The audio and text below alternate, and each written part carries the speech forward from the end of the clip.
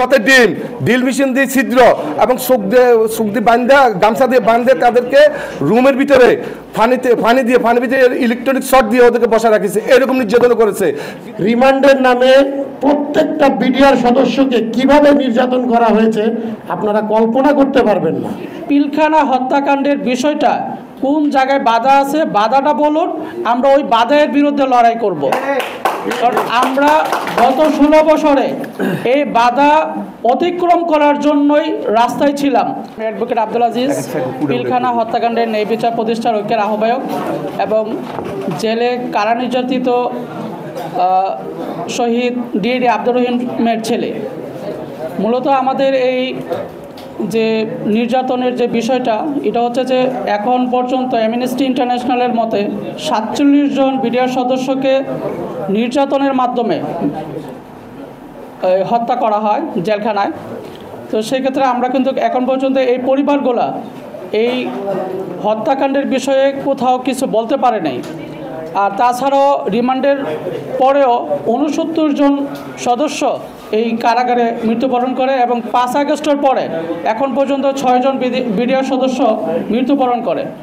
তো সেক্ষেত্রে একটা বিষয় হচ্ছে যে স্বাধীন তদন্ত কমিটির গঠনের যে বিষয়টা, এটা স্বাগত জানাচ্ছি, কিন্তু এই কমিটিগুলোতে কে থাকতেছে, কে বা কারা থাকতেছেন, এটা আমরা এখন পর্যন্ত যারা ক্ষতিগ্রস্ত পরিবার আমরা জানতে পারছি না। সেক্ষেত্রে আমাদের দাবি হচ্ছে যে আমাদের শহীদ পরিবার থেকে একজন প্রতিনিধি এবং আমাদের ক্ষতিগ্রস্ত পরিবার থেকে একজন প্রতিনিধি যেন এই স্বাধীন তদন্ত কমিটিতে থাকতে পারে এবং আমাদের বিষয়গুলো যেন আমরা জানতে পারি। আর গত 5 আগস্টের পর এখন পর্যন্ত বিডিআর সদস্যরা কোনো ধরনের জামিন শুনানি করতে পারেনি। কোনো ক্ষেত্রে প্রথমবার বলা হচ্ছে যে পিপি নিয়োগ হয় নাই, দ্বিতীয়বার বলা হচ্ছে যে আদালতের স্থান সংকলন ঠিক হয় নাই, তৃতীয়ত বলছে যে পিপি নিয়োগ হয়েছে, পিপিরা সময় চেয়েছেন, চতুর্থবার আদালতের যে বিচারক অসুস্থ হয়ে গেছেন। তা আমার কথা হচ্ছে যে একটা আদালতের বিচারক অসুস্থ হইতে পারেন, সেক্ষেত্রে 375টা যে অ্যাপ্লিকেশন আছে, আমরা 16 বছরে এখন পর্যন্ত কেন এর জবাব বা এর কোনো সুষ্ঠু সমাধান পাইনি। এখন আমাদের মিডিয়া এবং সকলের কাছে একটা দাবি, এই সরকার যেহেতু আমাদের সরকার, এই সরকার যেহেতু জনগণের সরকার, আমরা বিপ্লব করে যেহেতু এই সরকার এনেছি, এই সরকারের কাছে আমাদের একটি বলা যে এই পিলখানা হত্যাকাণ্ডের বিষয়টা কোন জায়গায় বাধা আছে, বাধাটা বলুন, আমরা ওই বাধার বিরুদ্ধে লড়াই করব। কারণ আমরা গত 16 বছরে এই বাধা অতিক্রম করার জন্যই রাস্তায় ছিলাম। কারণ 5 আগস্টের পর্যন্ত আমরা মৃত ছিলাম।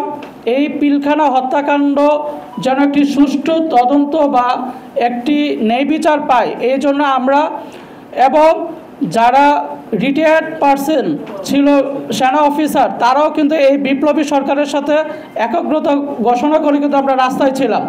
আমাদের বিডিআরের সৈনিকরাও এই বিষয়টাতে রাস্তায় ছিলেন। আমাদের বিষয় হচ্ছে যে আমাদের সরকার কোথায় আটকে আছে, আমরা এটা জানতে চাই। আমরা ওই আটকানোর বিরুদ্ধেই আবার লড়াই করতে চাই এবং দেশবিরোধী যে আগ্রাসন, এই আগ্রাসনের মোকাবেলা করতে হলে প্রশিক্ষিত দেশপ্রেমিক বিডিআর সদস্য ছাড়া আপনারা এই আগ্রাসনকে রুখতে পারবেন না। কারণ একটা গার্ডকে কেউ 2 পয়সা মূল্য দিবে না। যদি একটা বাংলাদেশের সৈনিক হয়, সৈনিকের বিরুদ্ধে দাঁড়াতে হলে তারা চিন্তা ভাবনা করবে, কারণ এখন তো আর সৈনিক নাই, তারা হচ্ছে গার্ড। এই গার্ড দিয়ে বাংলাদেশ পরিচালনা করার কোনো প্রয়োজন নাই। আমরা চাচ্ছি যে আমাদের বাংলাদেশ রাইফেলস বাংলাদেশের হাতিয়ার হিসাবেই বাংলাদেশের আবার বর্ডারকে সুরক্ষিত রাখবে। বর্ডার সুরক্ষিত করতে হলে আমাদেরকে অবশ্যই আমাদের বর্ডার সিকিউরিটি ফোর্সকে শক্তিশালী করতে হবে এবং এই দেশপ্রেমিক বিডিআর সদস্য সহ যারা এই পিলখানা হত্যাকাণ্ডের বিষয়ে কথা বলতে গিয়ে চাকরিচ্যুত হয়েছেন, প্রত্যেকটা সেনা অফিসারকে পুনর্বহাল করতে হবে। 18,520 জন পরিবার যেন তাদের ন্যায্য এবং ন্যায্য অধিকার ফিরে পায়, এটা হচ্ছে আমাদের দাবি। আর 16 বছরে কেন এখন পর্যন্ত একটা জামিনের অ্যাপ্লিকেশনের শুনানি হয় নাই, এই বাধাটা কোথায়, এটা আমরা বিডিআর পরিবার জানতে চাই। এবং আগামী ডেটে, আগামী 9/1/2025 যে আমাদের আদালত আছে, এই আদালতে যেন আমাদের জেলবন্দি যারা আছেন তারা যেন জামিন পায় এবং জামিনের অ্যাপ্লিকেশনগুলো যেন শুনে উপযুক্ত আদালতের জন্য আমরা এই কথাগুলো বলতে পারি। আদালত সংস্কারের বিষয়ে গত 10 তারিখে একটি প্রজ্ঞাপন জারি করেন আইন মন্ত্রণালয়।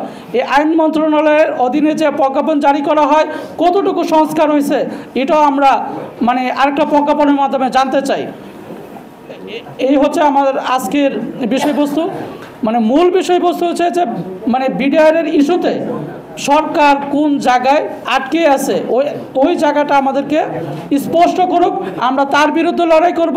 আমরা যেমনভাবে এই ফ্যাসিস্টের আমরা এই ফ্যাসিস্টের বিরুদ্ধে যেহেতু দাঁড়াইতে পারছি, এই ঠুঙ্কু এই ছোটোখাটো বাধা আমরা অতিক্রম করি এই সরকারকে ব্যর্থ সরকারের জন্য পরিণত না হয় সেক্ষেত্রে যেই ধরনের ব্যবস্থা গ্রহণ করতে হয় আমরা রাজপথে থেকে আদালতে থেকে যে জায়গা থেকে আমাদেরকে এই সরকারকে পরিচালিত করতে হয় আমরা ওইভাবেই সরকারের সাথে লিয়াজু করে চলব। আমরা 100% আমরা যে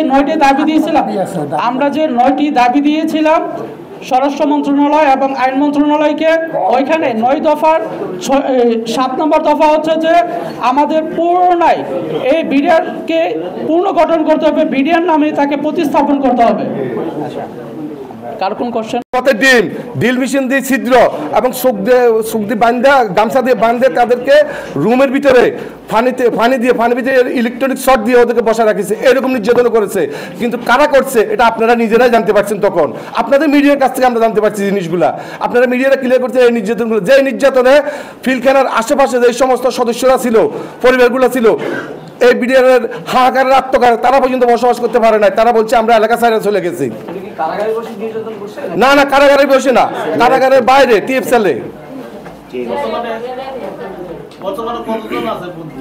প্রায় এখন আমরা বন্দী আছেন প্রায় 834 জন বর্তমানে বন্দী আছেন।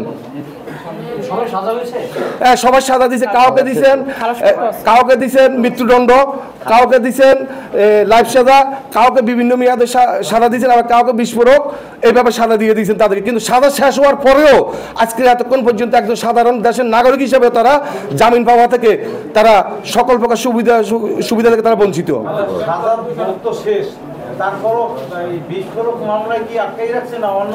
সঠিক বিস্ফোরক মামলা শেষের পরেও এখনো আমাদের যেমন 2 বছর সাজা হয়েছে তার, আজকে 16 বছর কারাগারে, 2 বছর সাজা, তার সাজা শেষ করে আরো 14 বছর সে কারাগারের ভিতরে অবস্থান করতেছে। এটার আসল রহস্যটা কোথায় আপনাদের মাধ্যমে এটা বার করতে চাচ্ছি। কারাভোগ করতেছে। আমরা চাচ্ছি আজকে এই সংবাদ সম্মেলনের মাধ্যমে আপনাদের মাধ্যমে আমরা চাচ্ছি আমাদের যে সকল জেলবন্দি বাইরে আছেন, জেলবন্দি বাইদেরকে এই মামলা থেকে অব্যাহতি দিয়ে অথবা জামিন দিয়ে অতি দ্রুত তদন্ত কমিশন গঠনের মাধ্যমে বিচার করা হোক। যদি আমাদের ভাইরা দোষী হয়ে থাকে অবশ্যই তারা এই বিচার মাইনে নেবে, তবে তাদেরকে জামিন দিয়ে জেলের বাইরে আসার সুযোগ করে দিতে হবে পরিবারের কাছে।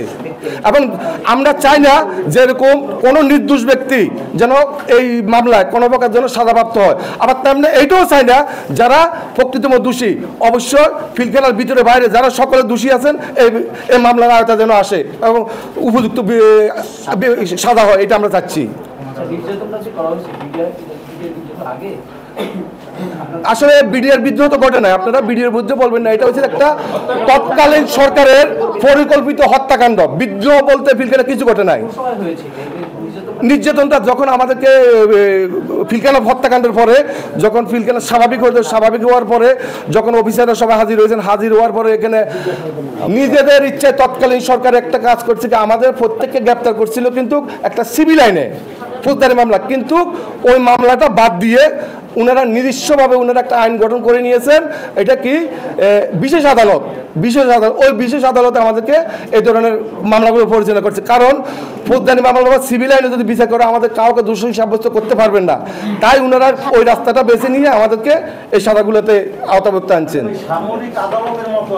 সঠিক সামরিক আদালতের মতো না, সামরিক আদালতে যা আগে ছিল আমাদের 1972 প্রেসিডেন্ট অর্ডার আর্টিকেল এ, এটাতে বিডিআর এর সাজা হয়েছে যে সর্বোচ্চ 7 বছর, তাও কাউকে যদি হত্যা হত্যা করে।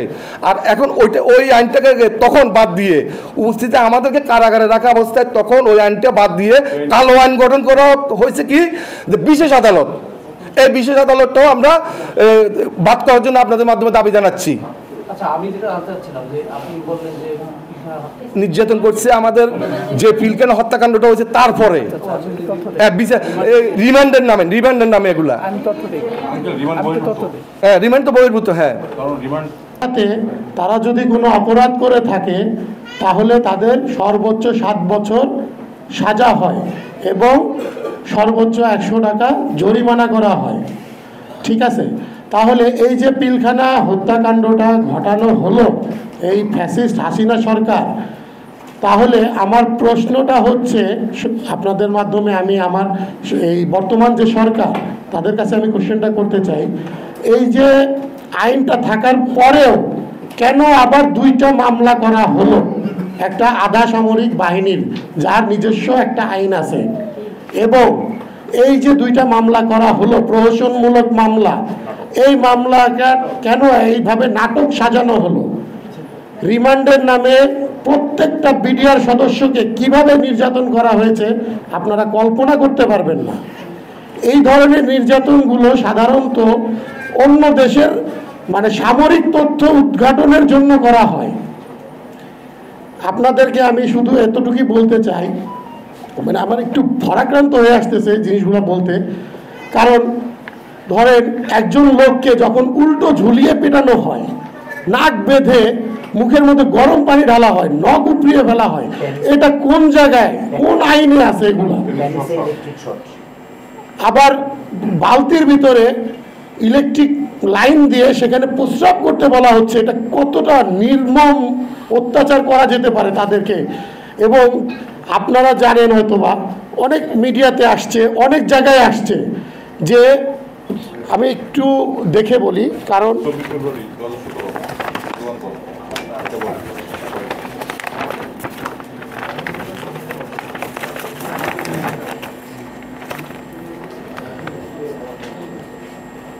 একটা ভার্চুয়াল প্রোগ্রামে অবসরপ্রাপ্ত সেনা কর্মকর্তা রেজাউল করিম, যিনি তৎকালীন সময় র‍্যাব 2-এর কর্মরত ছিলেন, সে তার জানা মতে 47 জন বিডিআরকে নির্যাতনের মাধ্যমে মিথ্যা সাক্ষী বানানো হয়েছে তাদেরকে, এবং যারা এই মিথ্যা সাক্ষ্যগুলা দিতে রাজি হয় নাই তাদেরকে মেরে ফেলা হয়েছে এবং আসামি করে তাদেরকে মৃত্যুদণ্ড, যাবজ্জীবন এবং বিভিন্ন মেয়াদে সাজা দেওয়া হয়েছে, যেগুলো এই বলবৎ আইনে এগুলো পসিবল না কখনো। আপনারা জানেন, যেহেতু ওই সময় কোনো মানে বিডিআরের আইন থাকা অবস্থাতে সিভিলিয়ান কোনো মামলা হয় না একটা সৈনিকের বিরুদ্ধে, সেটার বাইরে গিয়েও 2টা মামলা করা হয়েছে এবং তাদেরকে সিভিলিয়ান না করে তাদের বিরুদ্ধে ফৌজদারি মামলা যত চার্জশিট দায়ের করে। এখানে আমি আরেকটু অ্যাড করি, যখন এই মামলাগুলো যে সাজানো, সেটা কেন আমি সাজানো বলতেছি, আপনি ধরেন অবসরপ্রাপ্ত একজন ব্যক্তি, তাকে পুনরায় চাকরিতে বহাল করে, ওনার নাম হচ্ছে কাহারা কন্দ, এই যে অপকর্মগুলো সব উনি করেছেন। ঠিক আছে, মানে মূল হোতাটা হচ্ছে উনি। আওয়ামী লীগ ফ্যাসিস্ট সরকারকে এই বিডিআর হত্যা মামলা থেকে দূরে রাখার জন্য পুরোটা একটা নাটক সাজানো হয়েছে। এই যে তদন্তটা হয়েছে, তদন্তটা বা যে রিপোর্টটা জমা দেওয়া হয়েছে, পুরোটাই মিথ্যা এবং বানোয়াট। তো এই যে বিষয়গুলো আপনাদেরকে শুধু একটাই কারণ আমাদেরকে ডাকা, যে আমাদের কথাগুলো আপনাদের মাধ্যমে যেন আমরা সরকারের পর্যন্ত পৌঁছাতে পারি। এই বিষয়ে এই সংবাদ সম্মেলনে আমাদের 8টা দাবি নিয়ে আসছি আমরা আপনাদের সামনে। এই দাবিগুলো এখন আমি বলতেছি আপনাদেরকে, আপনারা দয়া করে আপনাদের তরফ থেকে যাতে আমাদের সরকার পর্যন্ত আমাদের মেসেজটা পৌঁছায়, সেই মানে কার্যক্রমটুকু আপনারা আমাদের হয়ে করে দিবেন। এছাড়া আর আমাদের বলার কিছু নাই।